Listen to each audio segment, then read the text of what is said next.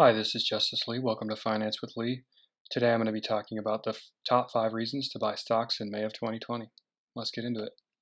So, reason number one, stocks are really cheap right now. Valuations of a lot of stocks are near their 52 weeks lows. We have had a little run up recently, and a lot of stocks aren't really trading at their 52-week lows anymore, but we're still well below what we were at just in February. So, if you get started now, you can get these stocks at a substantial discount, especially the travel sector. The slide says that there are some companies that have 70% or more loss in value, and those are a lot of the travel sector stocks and a lot of the entertainment stocks. Some good examples are some of the theme park stocks. So, this type of a buying opportunity only occurs once or twice per decade. And the most recent time we've had it before now was in 2008. So this has been an extra long economic cycle. So a lot of us are just getting our first chance with these kind of buying opportunities. I personally didn't get started with investing on any real scale until about 2011. So it's obviously one of the best opportunities I've ever seen. And if you're just getting started now, then you're entering at a great time to get your feet wet. Warren Buffett, the great investor, he says when it's raining gold like it is now, meaning you can get great deals on stocks, you need to get out a bucket, not a thimble. Essentially, that means you don't want to invest a small amount of money. You want to invest as much as you possibly can while stocks are cheap because you're probably not going to get these kind of opportunities for long. So if you have a little money saved up and you already have an emergency fund and you're looking to start investing, go ahead and try to invest as much as you possibly can now.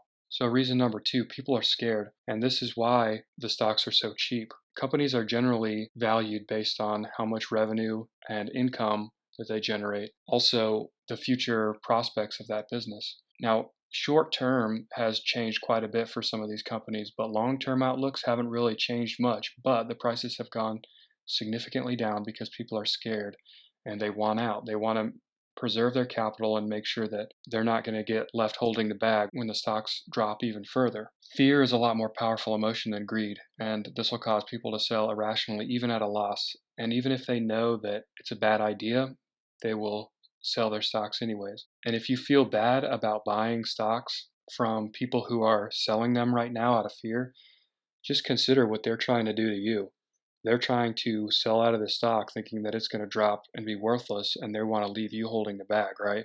So they're trying to say, hey, take my stocks. Good luck, buddy. So, reason number three is you can't time the market. So, if you think that it's going to go down further, maybe May is not the best time because maybe you can buy them for a better price in June. I think that that's either arrogant or foolish. Either you think you know more than everybody else and you can time the market. Some of the best investors in the world know that they can't time the market. So if you think that you can, you're probably just foolish and you're not being honest with yourself about your abilities. Again, waiting for the market to drop is a terrible plan. There have been people that have been waiting for the market to drop forever. In 2008, they said the market was going to drop even further when it was at its complete bottom. They just never invested because they keep thinking it's going to get lower and lower. You probably never know when the bottom's going to be there, and you're not going to even see it until years later. The best thing to do is just continue to dollar cost average. So, reason number four, you're going to regret waiting. The best time to plant a tree was 20 years ago, and the second best time is now. The best time to invest is as soon as you're able to do so. Compound interest, you want to get that to work for you. Time in the market is the most important thing for investing in stocks. So instead of timing the market, you want to have time in the market. If you continuously invest a small amount over time and you keep on investing every single month, you're going to be better off than if you just try to save up all your money for a long time and then buy all in at the bottom. If you're wrong, you're probably not going to get as good of a deal as you thought you were. Instead of buying on the whole way down and then buying at the bottom and then buying on the whole way up, if you buy but you end up buying and it's not even halfway down yet, you're going to get a much worse deal on average. So the fifth reason is experience. If you've always wanted to start investing and you just don't know how, right now is a pretty good time. You have a lot lower a chance of being unsuccessful because stocks are already so bad. So even short to medium term, the next 1 to 5 years, your chances of being successful and making money are a lot higher than they would normally be because the market is already so far below its all-time high.